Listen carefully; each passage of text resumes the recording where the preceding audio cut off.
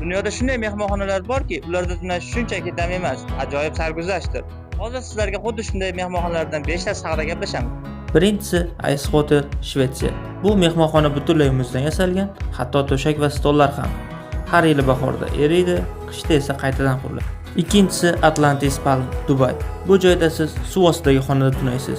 Derazadan tropik baliqlar suzib o'tadi. Uchinchi Tree Hotel, Shvetsiya. Har bir xona daraxt orasiga osilgan. Shakli esa oynali kub.